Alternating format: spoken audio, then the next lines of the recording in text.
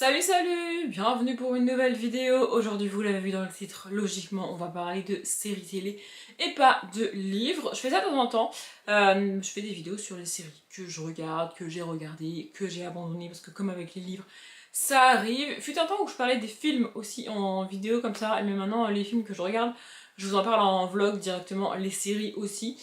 Mais je reviendrai sur toutes les séries que j'ai regardées à un moment donné ou à un autre dans ces vidéos là, alors que pour les films, je le fais plus, je sais pas trop pourquoi, si ça peut vous intéresser que je revienne dans ces vidéos là sur les films que j'ai vus et pas que en vlog, dites-le moi, peut-être que je reprendrai, je ne sais pas. Mais en tout cas les séries, j'aime beaucoup, j'ai toujours regardé énormément de séries depuis mes 12-13 ans avec mes parents à la télé, avec Walker Texas Ranger, etc. etc. C'est mes premiers souvenirs de séries télé et après je les ai regardées toutes seules et franchement, bah j'aime bien en fait, voilà, c'est tout. Dans chacune de ces vidéos, je vous parle de 3 séries, une que je suis encore en train de regarder, une que j'ai terminée et une que j'ai abandonnée, pas dans ce ordre-là je crois. Mais bref, en tout cas, on va commencer avec la série que je suis encore en train de regarder. Et ça me fait un peu bizarre de parler de ce truc-là en tant que série télé, mais c'est comme ça que c'est présenté, et sur toutes les plateformes, c'est comme ça que ça se dit. Et c'est principalement parce que c'est sur Netflix, je pense, ou Prime, je sais plus, en tout cas c'est pas diffusé sur une chaîne de télé. Donc c'est considéré comme une série télé. Moi je considérais plutôt ça comme une émission, mais c'est vrai que c'est une émission en plusieurs épisodes et en plusieurs saisons quand même. Bref, c'est LOL qui rit sort. Donc c'est une série française. Enfin, je parle ici de la version française. En gros, si vous connaissez pas le principe, c'est que ils ont donc Philippe Lachaud, qui est l'organisateur de ce truc-là, en tout cas le présentateur, bref. Et je pense que c'est lui qui a décidé de faire ça en France en tout cas. Je sais pas dans quel pays ça a été fait en premier. Bref. Donc Philippe Lachaud a choisi plusieurs humoristes, acteurs, actrices, etc.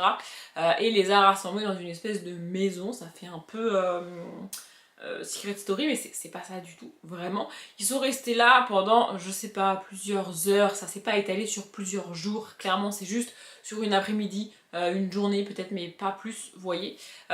Et en gros, le but, c'est de ne pas rigoler. Voilà. C'est-à-dire qu'ils vont chacun essayer de faire rire les autres, mais eux ne doivent pas éclater de rire ou rire, tout simplement. Toi, quand tu le regardes, évidemment, je pense qu'on est tous comme ça, il y a des moments où on a tous essayé de pas rire, et puis c'est impossible. En vrai, c'est pas drôle si tu regardes le truc sans rire, parce qu'on parle d'humoriste, hein. On va parler de, je sais pas moi, Alexandra Lamy, j'ai pas tous les noms, pas pourquoi j'ai... Il y a eu aussi une saison avec Audrey Lamy, il y a, il me semble, McFly et Carlito à un moment donné, il y a... je sais plus, j'ai pas tous les noms, mais dans chaque saison, c'est des artistes, des humoristes, des acteurs, des actrices différentes à chaque fois. Et donc à chaque fois qu'il y en a un qui rigole, ils ont un carton jaune, et puis si tu rigoles une deuxième fois, t'as un carton rouge, et tu sors, etc., etc. Il y a aussi, ils ont chacun préparé, alors ils ont chacun préparé des petites choses, hein. Avant de venir, ils ont des petits tableaux à montrer, parfois des petites blagues, des petites histoires qui sont toutes prêtes, qu'ils vont raconter aux autres pour essayer de les faire rire. Et ils ont aussi chacun un moment, une carte à dégainer où c'est un petit spectacle de je sais pas, peut-être 4-5 minutes qu'ils ont préparé. Et là, tout le monde doit s'installer et les regarder faire ce spectacle qui est fait pour faire rire les gens, évidemment. Il y a aussi eu Ken Kojandi, à un moment donné j'y pense parce que j'ai regardé Bref il y a pas très longtemps. Je sais pas si j'ai parlé de Bref, la série, dans ces vidéos-là, il faudrait que je vérifie et que je la rajoute à ma liste si c'est pas le cas. Bref, ça n'a rien à voir avec LOL. Voilà, et du coup, en fait, dans chaque saison, il y a peut-être 6-8 épisodes, un truc comme ça, de 20-25 minutes. Et vraiment, en fait, leur journée à eux a été découpée en petits épisodes. Plutôt que ce soit, je sais pas, un prime ou un espèce de film de 1h30, 2h, bah, c'est des petits épisodes de 20-25 minutes. Et donc tu les vois se faire éliminer les uns après les autres jusqu'à ce qu'il ne reste qu'un qui gagne la saison. Franchement je trouve ça hyper cool, hyper fun. Alors évidemment selon les saisons, vu que c'est pas les mêmes personnalités qui viennent, il y a des fois je les connais pas, il y a des fois je les aime pas. Et puis il y a des fois je les adore, c'est le cas d'Alexandre Lamy par exemple, c'est pour ça que ça m'a marqué et que je m'en suis souvenue de son passage. Mais je suis loin de pouvoir vous citer tout le monde, vraiment. Je pourrais aller sur Wikipédia ou autre et vous citer tous les noms, mais ça n'aurait pas vraiment d'intérêt. Voilà, c'est vraiment très cool, c'est vraiment très fun. C'est pas une série à mon sens, parce qu'il n'y a pas d'histoire, il n'y a pas de personnage à suivre. Mais c'est vraiment 6-8 épisodes de 20-25 minutes à s'enchaîner, ça fait un peu comme Bref. Sauf que dans Bref, on a vraiment une histoire avec des personnages qui reviennent. Là, c'est des personnages connus qui jouent pas de rôle, et qui vont juste essayer de ne pas rigoler alors que nous on rigole en tant que spectateur. Vraiment j'ai adoré, je trouve le concept très cool. Ça permet de revoir des gens que t'as pas vu depuis longtemps parfois, des acteurs, des actrices, des humoristes. Ça permet d'en découvrir d'autres aussi. Et enfin voilà, vraiment j'ai trouvé ça très cool. Je sais pas quand est-ce que la saison suivante va sortir, mais c'est une série sur laquelle je suis à jour. Hein. Vraiment, j'ai tout regardé. Et ils avaient aussi fait une espèce de dérivé pour Halloween, c'est qu'Écrit sort. Donc là, il fallait faire peur aux gens. Et bah, si tu criais, t'avais perdu. Mais bon, qui adore Halloween, j'avais adoré cette version, vraiment. J'adore ce concept, je trouve ça absolument génial. Et c'est pour ça que je voulais aussi en parler dans ces vidéos-là, quand même si, d'après ma définition à moi, c'est pas une série. Je crois que c'est sur Prime. C'est pas sur Netflix, ça doit être sur Prime. Voilà. La deuxième série c'est Siren et j'aurais pu pareil aller sur Wikipédia etc mais j'ai choisi de le faire avec mes souvenirs. C'est une série que j'ai abandonnée parce qu'au bout d'un moment ça m'a tout simplement gonflé. J'ai trouvé qu'on tournait en rond et que l'histoire n'avançait pas. En gros on va se retrouver dans une petite ville américaine. C'est un peu comme dans Heaven pour ceux qui connaissent les mystères de Heaven dont j'avais déjà parlé. Sauf que les mystères de Heaven j'ai terminé la série. Bref on est dans ce genre de petite ville américaine où tout le monde se connaît. C'est une petite ville assez grande pour avoir des magasins, un collège, un lycée, j'en sais rien, tu vois. Mais assez petite pour que les gens se connaissent, les gens se parlent, tout le monde connaît tout le monde et tout le monde a des rumeurs sur tout le monde. Vous voyez le genre. Et on va suivre un homme, de mémoire il a un lien avec la police de la ville, je suis pas très sûre mais je crois que c'est ça.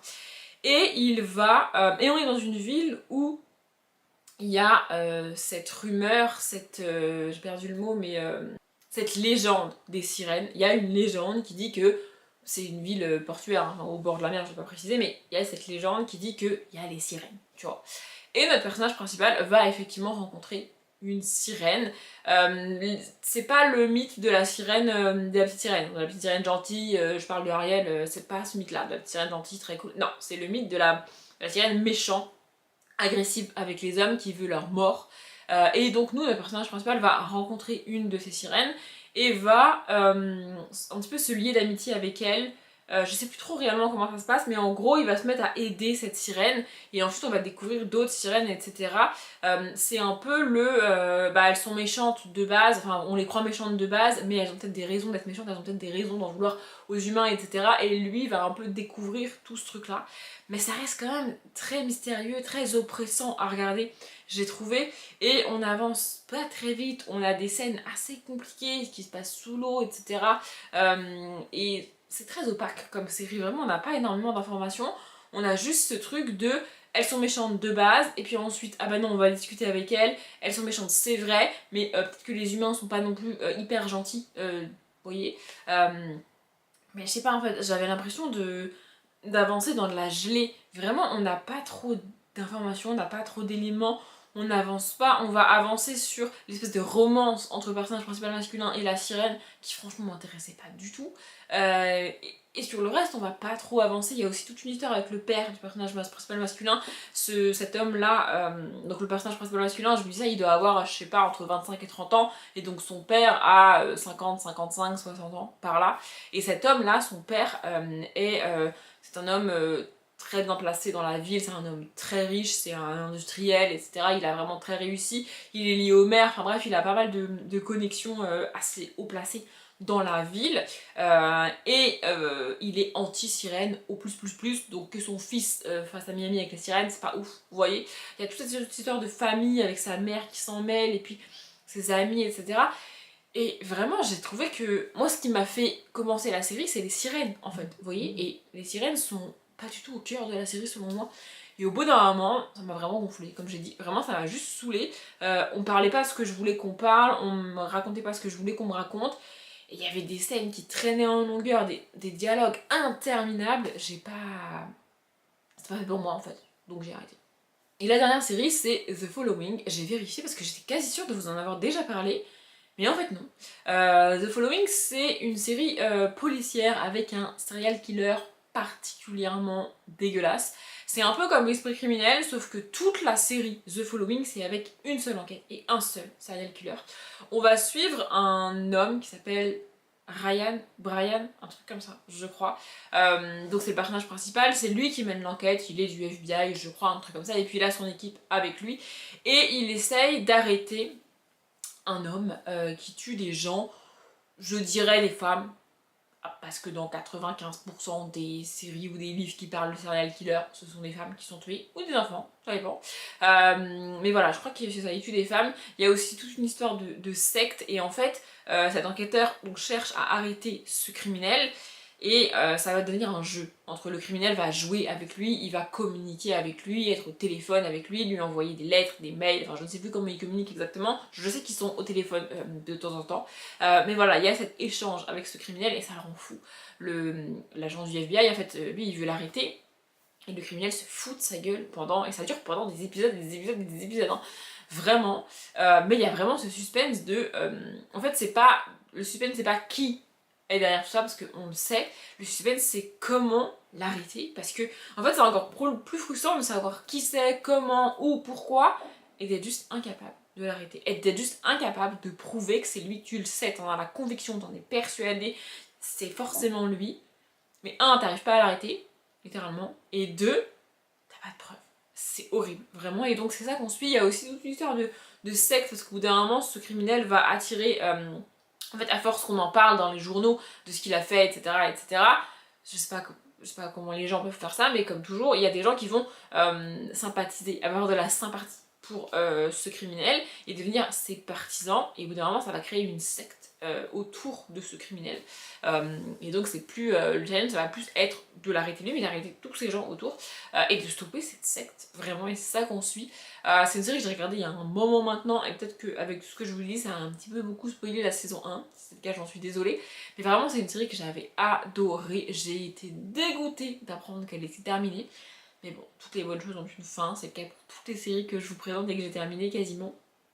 Donc voilà, mais franchement j'ai adoré cette série. Si vous la connaissez pas et que vous l'avez jamais vue, franchement je vous la recommande. Je sais pas si aujourd'hui elle est disponible sur une des plateformes ou pas, mais si vous pouvez la trouver, franchement foncez, parce que après c'est vraiment cool, oui, mais je pense qu'elle est au moins de 12, peut-être moins de 16 pour certains épisodes. On n'est pas, de mémoire, on n'est pas avec des scènes hyper sanglantes et tout, mais on est avec beaucoup de courses-poursuites, beaucoup de scènes de nuit et beaucoup de tortures psychologiques.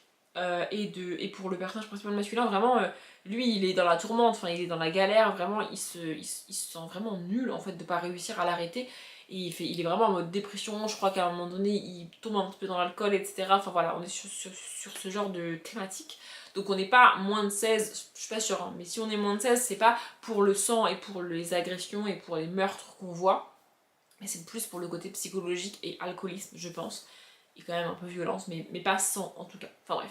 Moi je vous recommande cette série parce que je l'ai adorée.